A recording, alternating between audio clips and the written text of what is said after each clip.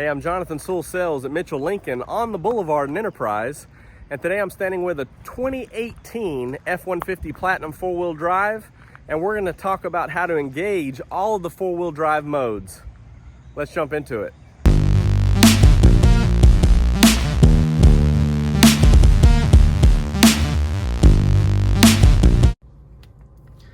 All right, sitting in the beautiful 2018 F-150 Platinum, there's a few options on this, such as the trailer backup and trailer towing, heavy-duty trailer towing. So you'll have some of these features here with these knobs. But what we're talking about today is the drive modes, or specifically the 4-wheel drive mode.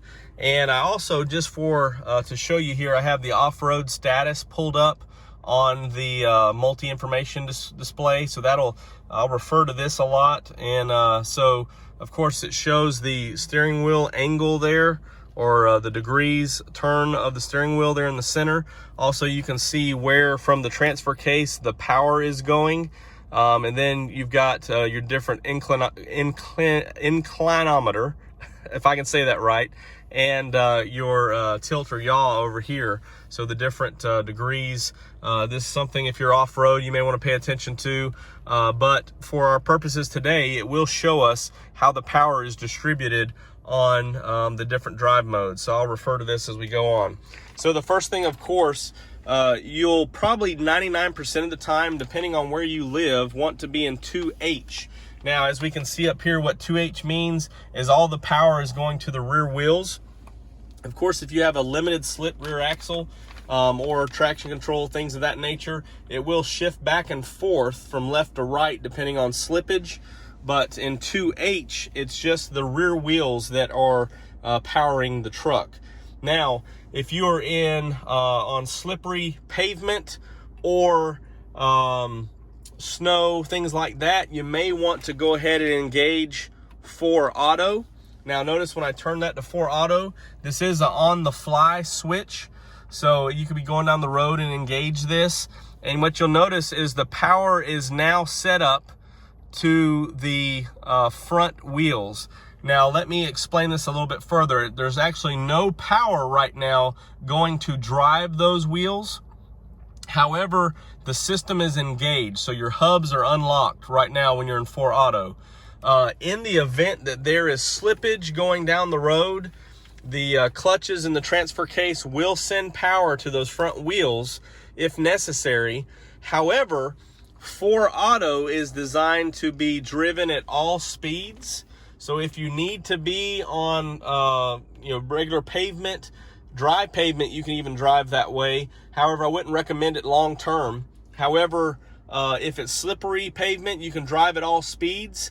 And there is no binding up front in your front wheels in 4 auto, because it's constantly monitoring that. Even if right now there's no power going to those front wheels, so they're not turning. So there's no, if you're turning your steering wheel, you won't feel any binding or any other feeling that way. It's just as smooth as it was in 2-wheel drive or 2 high. So just to show you here, as we're turning around, there's no binding here, and I'm on a gravel surface. There's no binding. And if I was on dry pavement out there in front of me, there wouldn't be any binding either, because there's no power there. Now, in the event they detect rear wheel slippage and it sends power up there, it will have some feel, but in most cases, it'll be just long enough for you to regain traction in the rear wheels. So it's very smooth driving in 4 automatic. And again, I wouldn't drive it long term at high speeds, but you can drive it for whatever speeds you're needing at the time. Now, to talk about the last 2 drive modes there on 4 high and 4 low, of course, to engage this, the 4 high can be shifted on the fly up to 55 miles per hour. So right now I'm in drive. I can engage to 4 high, and you'll notice up there, of course, it changed to 4H. And if you'll notice, same setup. The only difference is now that there is constant power shifting to the front wheels. So as I drive this way, I can start to feel those front wheels grabbing and that is what you want in 4 high. Now, of course, you can drive this up to, or engage it, I'm sorry, up to 55 miles per hour. And there's really no max speed listed, but I would not drive it for long periods above 55 miles per hour. So I would just want to make sure that in 4 high, if I go from auto to high, that I need that help now and I know it, instead of letting the computer decide.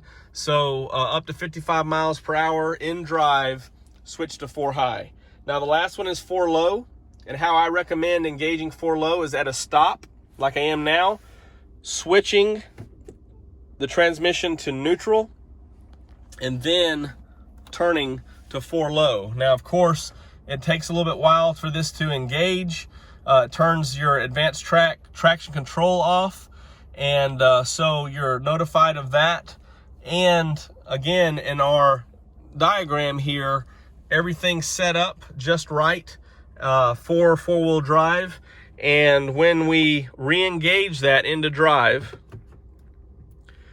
you know that you're in 4-wheel drive, and you can definitely feel it grabbing on this gravel.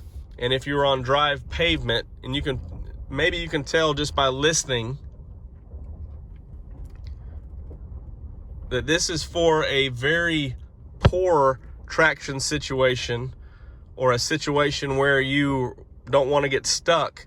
And so you only want to drive slow speeds.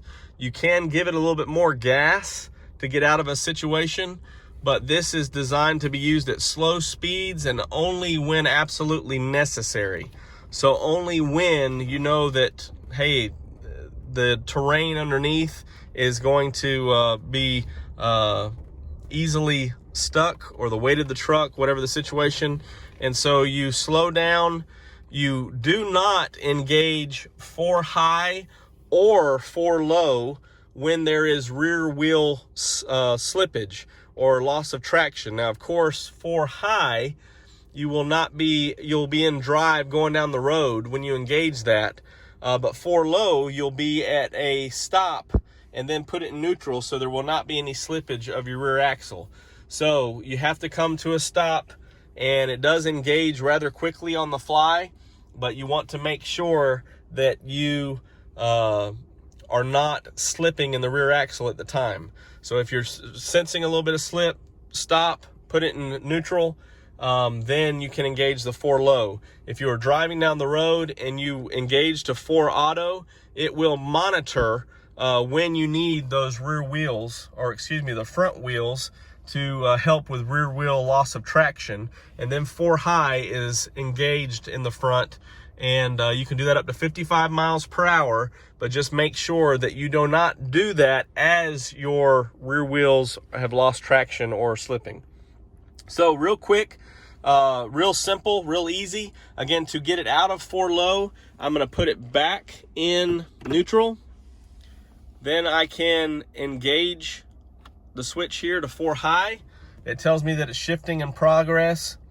Then you can see that the advanced track comes back on. We're in 4 high. And if I just want to ride it in 4 auto,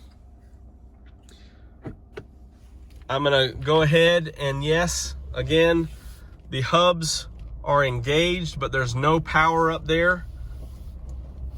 And I'm going to drive it on dry pavement, which I would not recommend for a long period of time, but there is no binding whatsoever in the steering wheel because there's no power going to your front wheels. So if you have any questions on this, please comment below or call or text me at 334-718-0504. A real quick video just to get up and down the road and through all those sticky situations. But I'm Jonathan Sewell Sales at Mitchell Lincoln, and I really hope that this benefits you. I can't wait to see you in a Ford product. Thanks.